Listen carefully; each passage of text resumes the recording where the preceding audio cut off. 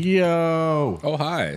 I keep smacking that microphone. I can't put it anywhere to get it out of my face. It's because you lean into it with a hat. I know. But I always wear a hat. I never don't wear a hat. That is true. So I'll find a way. Just like life. Just going to find a way. You always got to find a way. Well, for sure. So just like always, welcome to Dapper Devils Podcast, episode number 9 or 10. It's 8. 8, Yeah. maybe. 8, 9, 10. It's episode not 1. It's before 10. Yeah. So here we are again. We're going to talk about some stuff today, but before I go too far, we're going to definitely get our stuff out of the way, our housekeeping. So thank our sponsors. Yeah, housekeeping, you know. Yeah, I mean, keep it clean. I don't Not have the anything show. to tap with.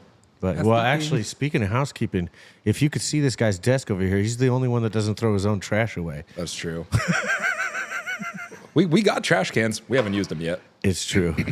So say thank you to our sponsors, James Thomas Productions, Unscripted Studios, Pixel Popcorn Media Group, not in the same order as normal. And with that said, here we go. Today we're going to talk about some movie stuff. Oh, it is episode 8. I put it down there in the folder. Told you so. Episode 8. So Got a wide variety of movies, I'd say. yeah, I think, one of them I didn't even watch. Nope. I'll be honest with you. I wish I didn't. I'll be honest with you. Yeah, so that would be the Cronenberg's son. What's his son's name? Brandon? Maybe. We're going to find out. So, anyhow, yeah, it's called Infinity Pool, and I was supposed to watch that movie, and I totally didn't. Yeah, I don't even know how to really describe it. Like, you've got Cronenberg. Yeah, it is Brandon. Okay. Like, you have typical Cronenberg, who's known for weird and almost like John Carpenter style special effects, I would say. And that's Yeah. great. And then there's this movie by his son, which it's weird and unsettling, but it's also just, it was fucking boring. Like, Okay. So, I'm still going to watch it just because it's not fair that I didn't watch it and you had to. So it's like, Yeah. I'll fuck my own eyes. No, too. I know you will, but it's just like, okay, and then like we go into every movie or most movies really not watching a trailer. We don't really know what it's going to be about, so we go in blind. Even doing that, I was watching this movie the whole time like, this is fucking boring. The audio was super quiet. Yeah, pretty much. That was pretty much how it felt watching that movie. Like, it's just, it's weird. It's a little uncomfortable, but like the part that seemed really interesting that they were going to delve into with like a psychological thing, they throw away just as quick as they introduce it. And you're like, Oh. okay. So you're like, here's something to attach myself to, but no, let's get rid of it. Well, All because right. yeah. So we already spent way more time on talking about that movie than we should have. Yep. I could tell. Yeah. I haven't even seen it, so I don't know what to say. Let's talk about the good movies that we enjoyed. Yeah. So I think first we'll go to. Let's go to the sleeper first. Okay. So we'll go to Nimona. It's called Nimona. Yeah, I really liked that movie. I saw a trailer a couple weeks ago on Net, or I saw like it was coming soon on Netflix, and I was like, oh, okay, looks interesting. I like the art style, and then I forgot about it. Yeah. So I saw it because I have kids, so Yeah. I don't escape the kid movie stuff, and I'm always looking for something new to watch with them. So Nimona popped up. I kept seeing it. I thought the art looked cool too. And then I saw Chloe Grace Moritz was the voice of the Nimona. main character, Nimona. And so I went, okay, cool. I'll try it. Put it on for the kids and watched it. It's a pretty solid movie. I mean, It's a really good movie. And then I the problem with watching movies with my kids is I forget. What the hell is that? Is that us again? yeah, it's us. Yeah. I forget what I'm doing sometimes because they'll be asking me questions throughout the movie about what's going on here or what's going on there. Sure. And so I'll often put something on with them and just go do other stuff. Right. Because I know otherwise I'm going to sit there and get a barrage of questions that the movie's likely going to answer itself. More likely than not. So I went back and watched it alone, and I liked it even more. Yeah. No, it is a solid film. Like, Yeah. not the most original concept, but it was done in a way that like it made it feel fresh. And Yeah. it was enjoyable to watch. It's like an hour and a half. I mean, It was kind of cool because it was not super original as far as, okay, Nimona is a character who for all of her life has been told she's one thing. Right. She's a monster. And so she believes she's a monster and thinks Yeah. that she's evil.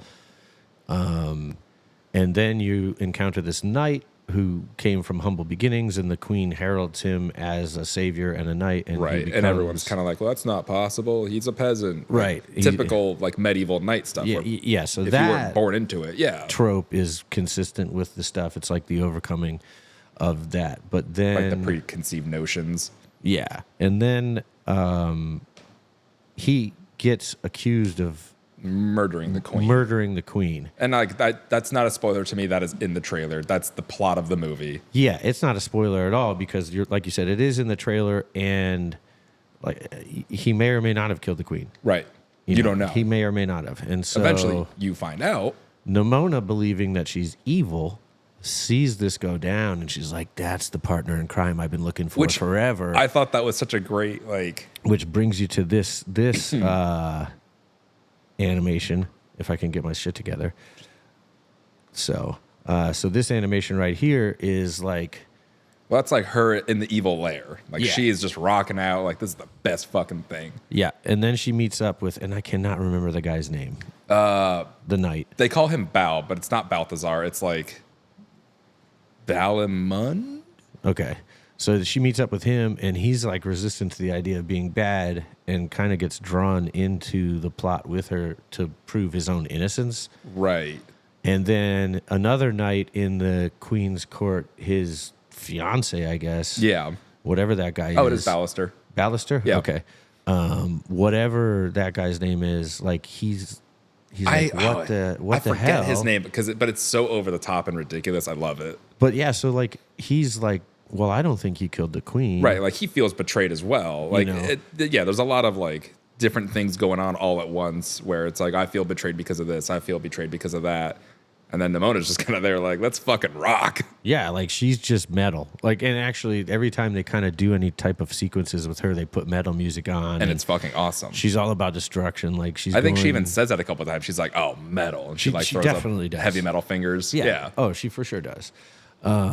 And so it's fun. It's playful. Absolutely. It's quick and easy to watch. It has a good story to me. The animation was really, really cool. Yeah, the animation was cool, and it it got to bring a lot of different. Perspectives and Yeah, I guess that's the word. But it added a lot of things that other studios, I think, try to subvert into their storyline. Yeah. And it did it in a way that it was like not. didn't feel forced. Like it made sense for everything. Yeah. Yeah. Yeah. No, and another thing that we had talked about too. I mean, the animation alone, great. Oh, but yeah. it's very stylized, and they kind of do what a lot of movies have been doing lately. And I feel like Spider-Verse kind of not pioneered it, but like re-ushered it back in. But they'll have like very animated segments where it's like you've got your 3D animation, and then you have like your drawings on top of it. Yeah. So I feel like Pixar is against doing that. I feel like they are. I feel like they want to have more of a clean, fluid look, whereas like lately DreamWorks has been like, let's get animated. It's a cartoon. Let's make it look like a cartoon. And I think, well, to me, I guess what Disney Pixar is doing is to keep a division. Okay. Because they still do Disney movies that aren't all the way rendered like Pixar. Right. And so I don't know if they're trying to keep those styles apart or I don't know. whatever it is. Their agreement, I don't know. But yeah, other studios are doing different layering with the type of animation cells they're using to achieve and it looks certain awesome. looks, and it's super cool. Yeah. Which is the, where did that one go? Another animation. So one of the things about Nimona that is cool is that she could basically turn into anything to suit her situation. Which I thought was really cool. It wasn't just like, I can turn into this one or two things. I think it was anything she did, like, wanted, right? As far as I know, like at one point when she needs to get away real fast, I think she even turns into like a dragonfly or something. Yeah. To zip out. And so you're like, oh, that's cool. It's different. Yeah, so I think Nimona, I give it a solid like a 7, I guess. Yeah, I'd say 7 or 8. I enjoyed it. I mean, I would watch it again for sure. Yeah, so that's cool. And then a more fleshed out, realized animated movie was Puss in Boots Yes. to me. I loved it. Yeah, that movie was great. It was fantastic. And the blending of animations, like you were talking about, is very evident in that movie. Yes. Oh, man. You Yeah. know. So with the graphic that's currently on the screen, when watching that movie for the first time, when that happened, I immediately was like, "Oh, this is so fucking awesome!" Like, well, yeah, because you look at this animation and the way they do the progression of the scene is really dope, and then you take it and you compare it to like how clean and polished this animation looks. Yeah.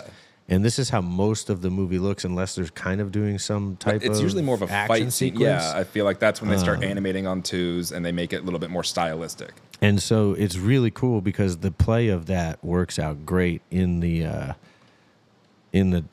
thing. Yeah, so. no, it's done really, really well. And the story was cool. I think, like, from a lot of the animated movies we've seen lately, I feel like that one had a way better story and message that, like, you don't necessarily need a magic wish to get the things you want. If you kind of look inwards, basically, you realize you already have all those things. Yeah, so that's the tone and message of the whole thing, and you're presented with a lot of different perspectives to look at that lens through, because you have Puss, Goldilocks has his own. You have Kitty Softpaw has her own agenda. You have Goldilocks and the Three Bears, who the Three Bears are just trying to fulfill Goldilocks' wish. The big Jack Horner. Big Jack Horner. Yeah. Which, if you guys don't remember that, he's the guy, the dumb kid that sticks his thumb in a pie. Yeah, and like grabs a plum or some shit. Like, I don't know. Ooh. Dude, oh man. It's such a bit part, but like Jiminy Cricket in it though. Yes. Hilarious. He just the entire time he's like, I'm fucked. Yeah, like, he's so, and I think that too is like, also, I don't know how if you noticed it, because I just watched it again yesterday or the other day with my kids. There are definitely little Easter eggs left in there for another Shrek movie. Well, the ending, for sure. But there's another one in there where he references, "I'm going to go see my friends." They show the ship in one part, and then they show at the end of it a Shrek thing in the middle. Well, because I remember at the end of the movie. Yep, just watch it again. There's one in the middle. In the middle of the movie? Yes. Yeah, there's a Shrek Easter egg, and I can't remember it. That's why I try to keep a notebook next to me, because I watched it. I was like, "Oh yes." Yeah. And then they did it at the end when they show far away. Yeah, and that's like, a for sure. Which even what I thought was funny about that was I was like, didn't they go back to the swamp? I mean, I don't really the swamp is in far away. Well, I guess like the over-encompassing It's just kingdom. not where King Douchetard. What's that? John Cleese. Yeah, the little fella. Oh no, Lord Farquaad. That was a different kingdom. That's from the first one. Far away was Fiona's parents. That's where they lived, which was basically Hollywood. We'll have to do some research. Yeah, we'll have to do some research. But either way, the swamp. I don't know where they are. I don't care. Like, I don't care about animated movies that way. No, you like continuity doesn't mean shit to me with Shrek. It doesn't. Shouldn't. In Shrek 3, maybe they have kids. Maybe that's Shrek 2. Shrek 1, Shrek 2. Like, I would say Shrek, for Shrek me, 3 is good. I don't even remember Shrek 3. Is that the one with King Arthur? I don't know. That's why continuity doesn't matter. I like them. I like them all. To me, Shrek 1, Shrek 2, Shrek 4 was decent. I did not like Shrek 3, and then the new Puss in Boots is pretty solid. But I don't know. I like all those movies. But yeah, and then the dog is the X Factor character in the whole thing, because he's just kind of there, of these enjoying people himself. Are selfish and they have their own agenda, and there is this magical map, and depending on who is touching the map, they have a different harrowing path, which I thought was really cool. To the magical star to get the wish that will fix all their lives. Yeah, which I thought was cool, because it was kind of like, okay, well, this is your journey. This is what you're going to have to face. Right. And then the dog touches the map. And the dog, when you meet the dog, he's impersonating a cat. He is in this crazy cat lady's house. Like a house, or like a cat of retreat. cats, yeah. Where Puss is also hiding, because that wolf that I showed you is Death. It's just hunting him down. Yeah. Chasing him down. And as far as the spoilers go, I don't like, this is you're going to get spoiled show. The movie's been out for months. That's it. It's been out for a little bit. You know, so if you haven't seen it, I'm sorry, but I'm going to tell you all about it, and he's going to tell you all about it too. So Wolf is Death. He's literally chasing Puss. So Puss goes into hiding in the crazy cat lady's house. He's got like this long beard, and he meets the dog. The beard is so great. Right. It's like and the dog is just, he's pure. Yeah, he's like the one good thing in the world. Yeah, like, and he doesn't even realize, like, his perspective is so optimistic and skewed from reality. It's disgusting. Yeah, because like when Puss and Kitty and the dog are all talking at one point, and he's talking about his former family. Oh my and God, he's that's so heartbreaking. We used to play a game, hide and seek, and he goes, the last time we played, they threw me me in a sock and put like a rock rocks on in it it. and Yeah. threw me in the lake. And then they're both just like, oh my God. and like, he goes, I got out and I couldn't find him, but the joke's on him. I grew into the sock, and he's like wearing the As a sock sweater. as his sweater, and to him, he thought they're playing a game, not trying to kill him. And Right. so, like, when the dog touches the map, everything becomes all like it's like rainbows and unicorns. Yeah. It's like his journey is super easy, and the whole theme is you should appreciate what's in front of you. Right. Enjoy life as it comes to you, and Don't just take be things for happy granted. for Yeah. what you have. And the dog is well in that realm. Yes. And so, like, which it's funny because it's like, again, like you've got people like Puss or Kitty Softpaws or anybody else, and they're all jaded and bitter towards the world because Yeah. they've been cheated by it. And then you get this one person, or they feel like they've been cheated by it, and then you get the person who has been fucked every way, left and right. And he's like, nah, it's great. Like, it's a nice sunny day. I'm walking around. I'm having a great day. Like, and the cool thing is, that's why I think the story was so good in that one, because at different points in the movie, the dog gets his moment with everybody, right? Yes. And so, like, he gets kidnapped at some point, and he's like, I'm always getting kidnapped, but they come and rescue me. And he's hanging out with Goldilocks and the bears and talking to her, and she wants her wish. She wants her family back. And he's like, oh, you won the orphan lottery. right, like you got a family that loves you. Like, And which, I mean, again, it's obvious. Sure. You can see it coming, but like, because I think at one point she touches the map and it basically is like, it kind of rewrites itself. And it's like, oh, hey, for your wish, like, look at what's around you. Like, look what's right in front of you. It's right there. Jesus, I didn't even see you activate that. Just kidding. Yeah. I was trying to put it on your microphone so that you wouldn't notice it, but I don't know how I don't think it can. Oh, that's kind of lame. Well, it's all right. I'll get over it. But yeah, so he does. But by the end of the movie, everybody's perspective has changed to the dog's perspective. Where they're like, oh, And the maybe we only- should just appreciate everything. Yeah, and so the only one that wants a wish anymore is Big Jack Horner, who is Right. inherently evil the entire movie. He Right. never deviates. Which, you know? that's what makes the parts with Jiminy Cricket even funnier. Oh, yeah. Like, I'm trying to remember. Well, because let's give a little context to He's that. got Mary Poppins' bag. He's got every mythical, magical item you could ever Yes. imagine at his disposal in a giant bag that he's pulling out like hot props as he Right. goes, you know. And so you're like, every time you turn around, he's got something new that he's doing, and then like his men are all dying around him. The and he baker's goes, dozen. Yeah, and he's like, "Oh, it's okay. I'll just get more men." And Yeah. you're like, whatever. And so at some point, kind of near the beginning, when he starts going, I don't even remember how Jiminy Cricket. It's not properly Jiminy Cricket But because they it's close can't use enough. him, but it is intended. Can they for not sure. use him? No. Oh, he's Disney, huh? Yeah. But they use Pinocchio. Yeah. See, Well, I wonder- they don't call him Pinocchio. Yeah, they do. Well, not, I mean, like in the other movies. I don't think they actually say Pinocchio. I also wonder, too, though, if somehow there's a different license on Jiminy Cricket, Well- whereas Pinocchio is probably public domain at this point. I don't know. That's something else I don't follow. But in Either this way. movie, the conscience is a cockroach. It's not a cricket. Oh, was he a cockroach? He's a cockroach. Okay. Yeah. And so, like, but he's still, it's still the exact same character. Yeah, when he's like, oh, it's a magical bug, and he's expecting, like, something. Oh, that's what happens. He thinks he's unleashing, like, this fierce locust thing. Oh, yeah, and then all of a sudden and it then comes the out, hi cockroach- there, I'm your conscience. Yeah. You're like, come on. And so, yeah. So at every turn, like, he's doing crazy stuff. He's like, this is deplorable. His voice is fantastic, but I love when he's just like, I've got my work cut out for me. Like, and then so at one bad. point, like Jack Horner's holding the Phoenix, and he's like, "Oh, the Phoenix, a beautiful representation for rebirth." And it's a flamethrower, and he burns everything. Yeah, so that character's hilarious. But anyway, the movie overall, the story was really, really good. I really enjoyed it. The animation was even better. Like, Yeah. I can't think offhand of something I didn't like in that movie. Yeah, you can. You hated the first person troll scene. I didn't hate it. No, I didn't hate that, but it was just kind of like, oh, okay. Like it was a different perspective. Yeah, you know. But other than that, I mean, I still liked the movie.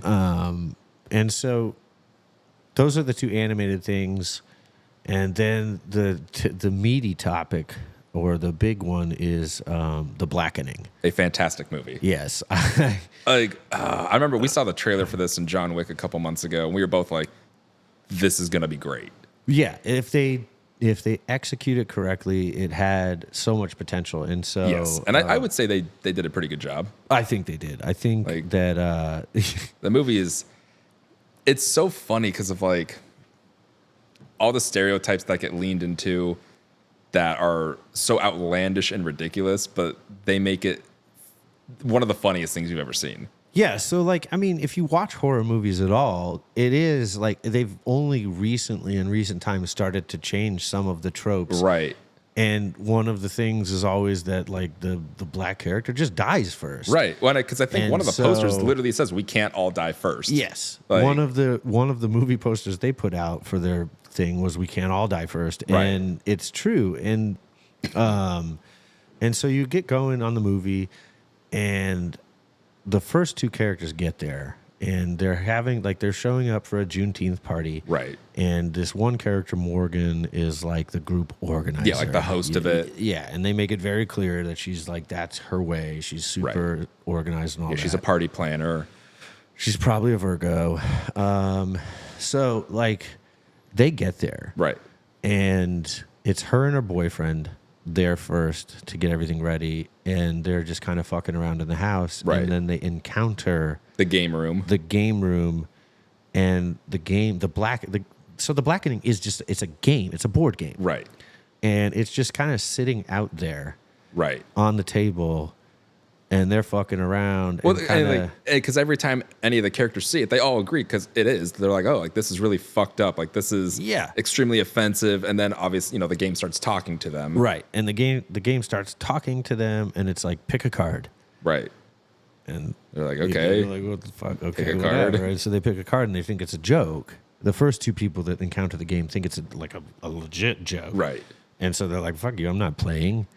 And then all of a sudden, a crossbow arrow hits dude's neck. Oh, I forgot because because they refused to play. Yeah. Yeah, and you're like, well, it's one of those like it takes off quick. Yeah, and it doesn't stop. It's great. Right, and everything is very like I guess it's telegraphed in a way, but that's most horror movies in general. Yeah, anyway. Well, it's any movie. You have your plot points and your story beats that you have to hit. Yeah, so by a certain time. So we'll go back to here. Then everybody arrives to the house. Right. And they're all together in the game room. Right. And the TV kicks on. They see the Blackening game, and they're like, what the fuck is this? Right. And then the TV kicks on. With that character in the bottom left. Telling them to play the game. And then you see their friend Morgan, like, tied up to a chair. And they're like, what the fuck? And is it later in the movie with the the wig? Yeah. Oh, yeah. That's one of the funniest lines in my opinion. Because again, it's such a throwaway joke, but it's so good because I don't remember the exact context, but she's like tied up in the chair and like it's like a saw contraption attached to her head, and it starts pulling her hair back. Yeah. And they're, oh my God, she's getting scalped. And then the wig comes off, and one of the girls is like, that's some damn good wig glue. Now get the fuck out of there, girl. Yeah. Oh no, that movie is so fucking funny. Yeah, it's very funny. And it's like it's got random jokes that I would say are good throwbacks. Where like the guy on the far left in that picture, King, he makes Kool-Aid, but he puts like 3 pounds of sugar in the thing. Yeah. And they all make comments like, you're going to get a cramp later. Yeah. And when he's mid-fight, he's going to like throw a kick, and he goes, oh, damn, I got a cramp. And he just falls over. Yeah, they all refuse to like drink it. He's like, this is my King Kool-Aid. And yeah, they all take a sip. They're like, that's terrible. Like, you will get diabetes. Ever heard of diabetes? Yeah. So like there's a lot. It's incredibly funny because absolutely, you mentioned it earlier. The characters themselves, whoever cast that movie, they work so well together. Really did a fantastic job because the characters all just have that kind of camaraderie that makes you believe they're friends, all friends. Yeah, Well, and the character Dwayne, when he's going to hug the one girl, and she's just covered in blood. And he's like going for the hug, and he goes, and he just patty cakes her. Yeah, he's like, nah, girl, we're good. Yeah. Like, no, don't touch me. No, that movie, it's so good. And then Dietrich Bader is Officer White. Oh, yeah. So, like, there's, you know. He's just a throwaway character, but I think he's fucking hilarious. That's the wrong one. There it is. Nope. Still the wrong one. Yeah, fuck. It's too many graphics. Well, that's on you. There we go. Okay, since you're mentioning Officer White. Yes. So, like, they're all in the house. Right. And Officer White, he's actually the park ranger. Yeah. And he shows up at the beginning being a typical white person, telling Nimona that he's not supposed to be there. Oh, yeah. The one guy, he's like, you're not supposed to be there. And he's like, I showed him ID and everything. And then he's like, well, the Culver family doesn't usually rent. Or the Connor, whatever they were. Whatever they're called. And he goes, doesn't usually rent the place to. And they cut him off, and they're like, what, black people? And he's he like, goes, no, families. Yeah. Like, See, like, kind of like, they're all, it's like, it's funny because like they're all expecting like, oh, he's going to be, you know, a racist cop, right. You know. And he's just a normal guy. He's just a plain white bread guy. Like, yeah, nothing special about him. He's just there in the world. But so that later on, since they already have a rapport with him, they know him. Right. The killer has, you know, started to unleash his terror and chase them down. And they do something in every horror movie that is like, it's the worst idea you could possibly do. Right. And they make the best joke about it. Yeah, because the one girl, like, it looks like she's about to have an aneurysm when the girl's going to mention that they split up. Right. Well, and then they make the joke because the girl that says it is biracial. They're like, that's your white side talking. Like, there's no fucking way your other side would say, let's split up. And she's just like, that's not the case, guys. Like, she goes, this is just my whole meat talking. Yeah. And they're like, okay. But also another funny, because I think right before that she took when they're playing the drugs. What drug did she take? No, it's like right before. Yeah, she takes Adderall. That's right. So she's like keyed up. Yeah, like they show like her thinking and how much further ahead she is in the speed range of everybody else. Right. And her thoughts, and then like that movie is. It's got so many good jokes, and like again, I think the way that they went about it was hilarious. It wasn't one of those like you're watching it and you're like, this just feels like stereotype after stereotype, and it's not funny. Like I feel like all the jokes hit really well. They were like the acting is good. The chemistry between all the characters is great. Like I mean, they really stuck with all the same horror tropes that would exist. Well, like is it Scream? Scream 4 is the one that's like kind of meta, right? Yeah. So I don't remember which character it is, but like he makes the comment at some point during it's the kid that films everything. But he makes the comment where he's like, oh, like, you know, horror movies now, like they're a little elevated, they're different, you know, like this, like no one is safe, but like the gay kid is safe, and like they kind of point out some of those things. Yeah. And then later in the movie, he's like, I'm gay, like I can't die. Okay, but see, that is like that's actually a very funny part because they're trying to assess who is the blackest. Oh yeah, like so they're like who? And it's the whole group of them. They're like whoever's the blackest is like has to. They have to sacrifice, and die. And so they're like all arguing about who is the blackest. And then the one character goes, no, I can't be me. I'm gay. He goes, right. He goes, my family just said that's a whole bunch of dicks wrapped up in white. He goes, well they're just like, I agree. Yeah, and they're like, oh, like that's the one time like you're gonna agree with that, and he's like, absolutely, it is. There's another guy. He's like, I married a white woman, and they're like, well, that actually doesn't help you. like it's just, it's so funny. It's written really well. Like, and so like, and the jokes all deliver. And it's actually, I mean, it's a pretty decent horror movie. Like it's a horror comedy for sure. Because it's a motherfucker with a crossbow. Like crossbows are scary. We were saying this morning. You just have to point and fire. Like that's not you. Like whoever designed the crossbow was basically like, I want to give whoever's holding this the least amount of work to have to do. Yeah, I want to maximize the amount of dead people that we put on the battlefield. Well, and then the particular crossbows in this movie, because obviously I'm not a crossbow person, but the fact that like the way that the bolts are loaded, you fire one, you just cock it once, and then you already have another one. It's like they made these motherfuckers even easier to use now. You don't have to pull it back and like. No, it's a quick action motherfucker. Oh, for sure. Like you could rapid fire that shit. Akimbo, pow, pow. That was a funny joke too. Wasn't it Clifton that turned the gun? Because Nimona at one point, like they're trying to defend themselves from one of the killers, so Nimona grabs the gun and he kind of does what's Date Night with Steve Carell and Tina Fey, where it's like kill shot, it's the kill shot, and he's like holding it sideways, and Clifton just like runs over and grabs his hand and twists it, like so he aims it proper because the other one's gonna break your wrist. Yeah, well, and that's also a joke in Kick-Ass 2. It's been a little bit since Because I've seen Kick-Ass it's 2. when the motherfucker goes in and he wants to rob the gas station. He's like, "Where are your security cameras?" And he's holding the gun sideways, and the old man's like, "If you hold it like that, you're gonna break your face." Yeah, because he fires it and it kicks back and hits him in the face. But like that is a legitimate thing. It's really that's not how you hold a gun, right? But I think that's what's really funny is like the fact that Nimondi's doing that, and Clifton's like, "Nah, I got you, bro. Like I'm gonna help you out." But yeah, so one of the dumbest jokes, and it's like it's a throwaway joke, which most of them are, but they're all funny. But at the beginning, when you first meet Clifton and he's talking to, is it Shanika? I can't or Shanice. I don't remember her name. But he makes the comment where he's like, "My Hyundai died." Yeah, Hyundai died. Your what? He's like, "My Hyundai died." And he's like, "Do you have?" And he's like, "Oh, like, do you have a charger for an Android?" And she just looks at him like, "No, we use iPhones here." Like, bro. Which I mean, funny for me because like after having an Android for as long as I did, I have an iPhone now, and I'm like, yeah, that's what's up. iPhones all the way. You know, I've had both. So have I. And they do the same thing. They do the same thing. I will say I can't tell you which operating system is actually better. I just know it's easier for me to navigate an Apple phone. Well, well, like I was saying the other day, it's the one reason I think I really prefer Apple to Android is just because of the connectivity. So like I could have my phone connect to, if I had a Mac or anything Apple related for a computer, I can have them all connected. And I think that's fantastic. Yeah. Unfortunately, with PC and Android, even though there's still like that similar operating system, it's like it's not fucked. It's not synced. Right. It's not made to sync. Right. Where like, Apple is definitely made to. Well, right. But it's like the fact that you could have iMessage on Apple on like your computer and you could just type a text. Yep. Rather than, I got to go find my phone or get up. Like there's more user convenience. Yeah, I agree. But so anyhow, so that's what we got. Yeah. Definitely would recommend Blackening, Nimona, Puss in Boots. Not Infinity Pool. That movie sucked. Stay away from Infinity Pool, but the other three, solid.